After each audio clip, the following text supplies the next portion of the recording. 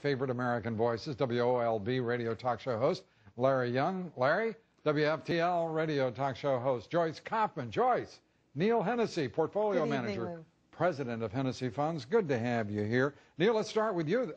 That was quintessential Clinton.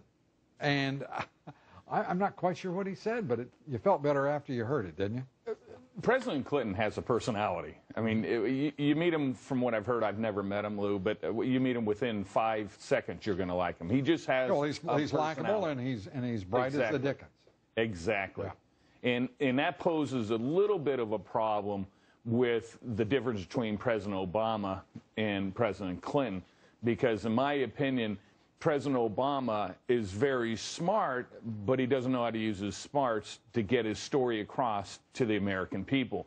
Well, he's out there on that bus tour now. He's doing good. The market moved up. His approval rating, not a lot. We're talking incremental here, but it moved up, and I'm thinking that bus may be part of the standard equipment. As I told you right before we went on air, I was very happy to hear that in September he's going to come with a plan to the Congress, the people, and the Senate. Joyce Kaufman, your thoughts? Well, I'm so confused when I hear people talk about how smart President Obama is. I'm really still trying to figure out when he's going to put all that smartness to use and help the American people. When are we going to get jobs? He has to go on a bus tour where he's looking for the counties that have the lowest unemployment rate in the area. And we both know that there aren't very many of those counties left. What's he going to do when he runs out? Well, that's a good question, Larry. You get to answer it. Well, first of all, let's realize this man was smart enough to become the President of the United States, so his smartness was already proven. The situation in front of us, if he was to now, Larry, I got to interrupt you. Now, did you feel the same way about George W. Bush, who was also smart enough to get to be president? Mr. Independent, in all fairness, I do not compare the two. Barack Obama's level of how smart he is. He's vastly more intelligent, right? I'll go as far. I just want to be very clear. I think what we got here, if I had to advise the president, I would have asked him to be in Chicago, Baltimore, Detroit, some other places to show up his solid base, as opposed to what he's trying to do now is to go out and make a case. I think he better think about the unemployment he has in some of our cities and our inner cities before he gets a message sent that might be, Mr. President, you're going to take us for granted? Don't do it.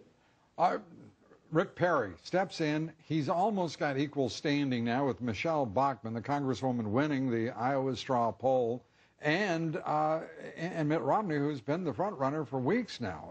What are your thoughts? Well, on the Republican race. On the Republican race, I think somebody has to come up with a strategy and stop hitting the president and hitting the administration and say, okay, this is what we're going to do. This is my platform. These are my 5 points, and this is how I'm going to get it done. And give a view to the future, but not the smoke and mirrors. I mean, where are you going to cut in the budget? Everybody's talking about... Yeah, but you're not going to have that happen. You heard Karl Rove say it. You heard Dick Morris say it. But they're going to use a velvet glove. They may even take the velvet off. It's going to be bare knuckles.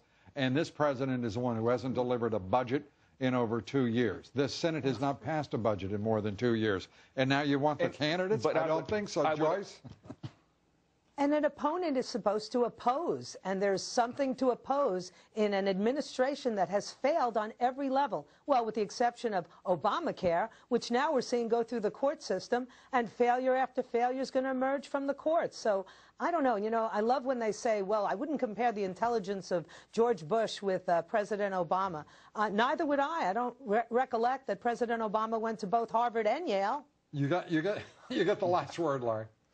As far as I'm concerned, what we have here is the president is going to give us a message in September. It's got to be a solid on economics. It's got to be jobs, jobs, jobs across America. He's got to carry that message strong and mean it by enforcing it and not wavering when he gets to the table the next time. All right. Thank you very much, Neil. Larry, thank you, Joyce. Good talking with you. Up next, new